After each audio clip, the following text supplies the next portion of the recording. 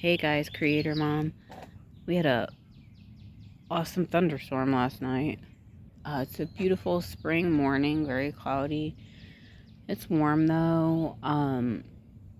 Yeah, it was funny because yesterday we had a wind advisory all day, and and my son wanted to go to this park up in Cincinnati. Um, it was called Mount Echo, and beautiful place, beautiful place. Um, I don't know, I wasn't really feeling the vibe of the area though, but the actual park itself was really nice. Cincinnati has nice parks. Hamilton County, Northern Kentucky has nice parks too. Anyways, so my son has really gained an interest in wanting to go to these various parks in Cincinnati because there's a lot of parks with overlooks, not outlooks. There's a lot of parks with overlooks there. There's one here too. There's here in Northern Kentucky. But yeah, so or what was I getting at? Yeah, we had this wind advisory, and I was like, oh my God, I was like feeling fearful. Like, how could I drive in a wind advisory? It wasn't like extremely bad though. Well, anyways, we finally took off, and it was okay. I had a little bit of driving anxiety. Like, it's always like this subtle thing going on the inside that I just have to like kind of ignore when I'm driving, because honestly, I've made up my mind that not driving on the highway is fucking stupid. Like, it's, I've let the driving anxiety fear make things worse for me. Like, we were driving to CVG, Cincinnati Airport, which is in Kentucky, but actually CVG stands for Covington. I'm like, that's so wild. But anyways, and I was like, didn't want to take the highway. And so I took the roads, and it was like the worst. It was so long. You take the roads, it's double the time, probably double the wear and tear on your car. And I had to drive up the worst road. Like, for the most part, it was just like kind of straight, whatever, just really annoying and long. Then all of a sudden, when I had to turn up to really go get up to where the airport is, I had to drive up this road. My cousin says that thought Kentucky's flat. Are you kidding me? Kentucky is the land of rolling hills. Like, we're known for our rolling hills. It's all hills and hills around here. So anyways, I had to drive up the worst hill. I mean, it was narrow, and the crazy thing about this hill was that people actually used it. It was very narrow. I don't even think it had the yellow line in the middle, and it was very like curvy, the windy, steep hill. And I was like, whoa. I was freaking out, but I was like, at that point, I said out loud, and I said to my son, I was like, I'm committing to the bit. Like, there's nothing I can do but get to the damn top of this hill. There's no sense in, you can't be afraid or give in to fear. Like, you're going up a hill, you're going, and you're going to get to the top, period. So anyways, I noticed at that point how yielding to this driving anxiety and fear made me feel like I was in a worse situation. And I was like, that's what fear does to you. Like, when you yield to it, I feel like, Anyways, it was kind of like a lesson for me. And I was like, but this is so insane. Like, I love driving on the highway because you get to places faster. There's less, it's just like more direct. It's easy. It's easier, it's better. So yeah, anyways, getting back to my point, we get to this park. It's so funny because we're in Cincinnati. Again, we're going up this hill because it's Mount Echo, so obviously it's going to be on top of a hill and an overlook. And then the GPS is telling me make a left to go into the driveway of Mount Echo. It's like, a left is like a 90-degree turn. This was like, I'm like, this is like 180 degree. It was like make a left, but it was like, I was like, that's crazy. I just drove and turned around, and then, because that was a weird turn, I'm like, I'm not doing that. It's crazy.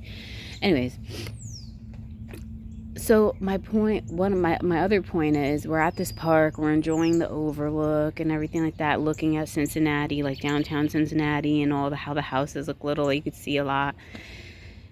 And we're walking around, and then I realize, I have to go to the bathroom. I have to pee really bad, So they have all these pavilions. I'm thinking, there's got to be a bathroom here. All the bathrooms at the park are locked. And I'm like, what the F? Because I thought, I'm going to check my park over here that usually locks their bathrooms during the winter and see if they're open. Because I'm like, I could have sworn the deal is you open the bathrooms once spring hits, And I know we can have freezing nights still in the spring, but I'm like, damn. It's spring. All their bathrooms are locked. I'm walking all around this park trying to find an open bathroom or even a porta potty. I'm like, they couldn't even provide a porta potty. And I felt like at this point I had a miracle, because I literally felt like I could possibly pee my pants. But I knew, like, of course I wasn't going to allow that to happen. But I was like, oh my God, like I thought there was like this building I was walking to, like far off. I was like, okay, there has to be a bathroom over there, right? So it was like, I set my sights on that. I'm like, I'm not gonna pee myself. Like, there's a bathroom over there. So I go all the way over there.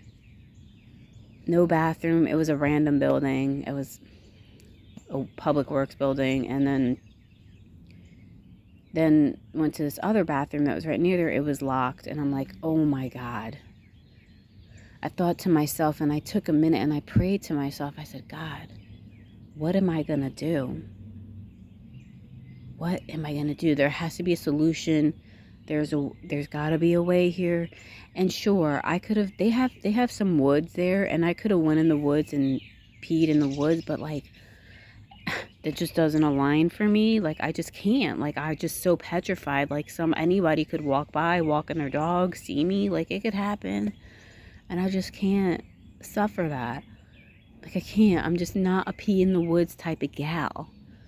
I could probably become one if I had to, but it's just like, it's not me, So, but the miracle was that I actually didn't pee my pants. I think that's the fucking miracle. And somehow I was able to hold it. I know, it's just like, I felt like I had to pee really bad. Like, oh my God, like, if I don't go, I might, what? Oh my God, Anyways, I eventually felt like I could hold it, and that I was like, okay. So I thought, let me search what's the nearest gas station. But I think by this time, like, my kids were done looking at the overlook and stuff like that. So by the time I was like, okay, I got in the van, and there's a Speedway, like, a couple miles away. So thank God I was able to drive to the Speedway and use their bathroom. I was just thankful for that. It's like, I feel like bathrooms at parks are really important. You know what I mean? Like, why wouldn't they have a porta potty or something that people could use if they're frequenting your park, Which they do have bathroom, but, anyways. So that was my miracle. My miracle was that I didn't piss my pants. And I'm really thankful for that. Like, I'm really thankful that it just felt like, suddenly, like, okay, I can hold this. I can do this. And it might sound silly, but, like, ever since I started having kids, I realized how important it is for parks to have bathrooms. And I always was grateful when parks had facilities, seriously. And there are a couple of parks near me, and even in Cincinnati, or, in Ohio, that have bathrooms that are even open in the winter because they heat them and stuff like that. And those, I'm like, wow, you are over the top fantastic. Because people go to parks with their kids and stuff too. Not only do we have to pee, or we can have an emergency and there's no bathroom. Like, what the hell? Do you want people pissing on your do you want people pissing in the woods and pooping in the woods? Like, I don't know. They should do that. I think Cincinnati could do it. It was just annoying. I bet they have porta potties near Smale Park too. They gotta have something. It's just, and that's what I hate about New York City too. Like, I remember, I haven't been, back home in a lot, in 14 years. No, 13 years. But like in New York City, they don't have any bathrooms. I mean, I don't know if they changed things, but in Cincinnati, they made these outside bathrooms. They were better than porta potties. They were actually look like bathrooms. I think that's important for a city to have, because I understand that businesses don't want to let people in and let them use the bathroom because there's a lot of homeless people. It's just like, you don't want people using your bathroom to live out of. I get it. So I think the city needs to do something about that. Well, anyways, that was my miracle, and I'm thankful for that. And I was listening to this other message. This guy, Alan, I forgot his last name. He's an older gentleman. I've been enjoying listening to him. He made this video about angels among us.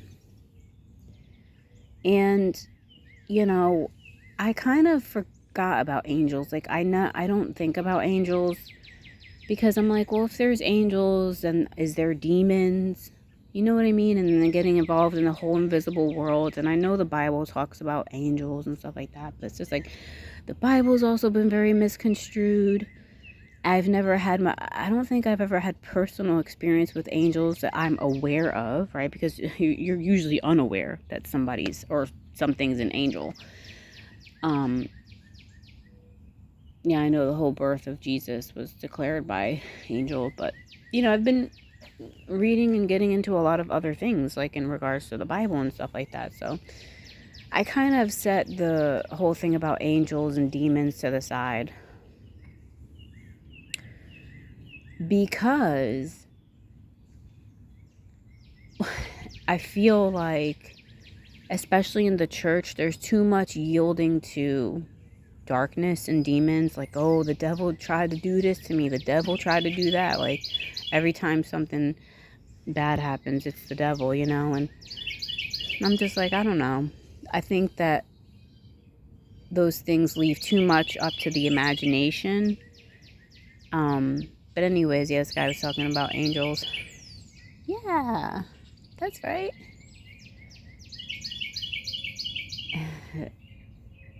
And I don't know. It made me think. I was like, oh, I should employ that thought when I'm driving on the highway, because people talk about how angels are, protect you and, are helping to guide you. You know what I'm saying? And it's a fun thought. It's a positive thought. And it's a good thought to employ. Why not, to say, God, I thought when I get in my car with my kids to drive somewhere, I'm going to say, angels, thank you for protecting us on the highways and the byways. Because that's what we used to say in church. God, protect us on the highways and the byways. Because I just having that, then I had this thought of me driving on the highway. And angels are known to be going they can go lightning speed. They have no restrictions, So thinking about my car driving fast and angels going fast on each side of my car, is a really fun thought. We're with you, Sheena, And I'm maybe I'll just carry that. I'll carry that thought with me. But he went on to tell this whole story about how this lady was kind of poor and she had kids and she didn't know how she was going to feed her kids for the holidays, Thanksgiving or something. And then some woman invited her for dinner, and then randomly, I guess. And then she had dinner. It was wonderful, blah, blah, blah, her and her kids. And then she went back to bring this woman her Tupperware back because she sent her with leftovers. And the apartment was empty. And the super said that had been empty for a couple months. And I'm like, that's a really provocative story. Wow. I don't know what to make of it. Wow, very interesting. It's just wow, cool. Interesting. Anyways, Yeah, angels. I'm like, if angels exist, then that means demons exist, right? Like, if one thing exists, that means its opposite also exists, right? So, I don't know. Sometimes it's like, well, you can't have the positive without the negative, you know?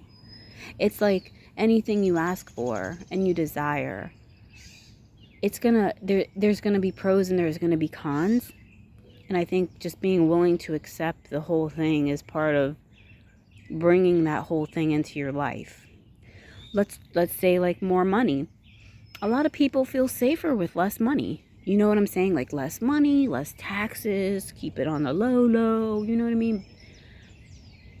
That's safe for some people because the thought when we think of having more money, we think of, well, that's good enough.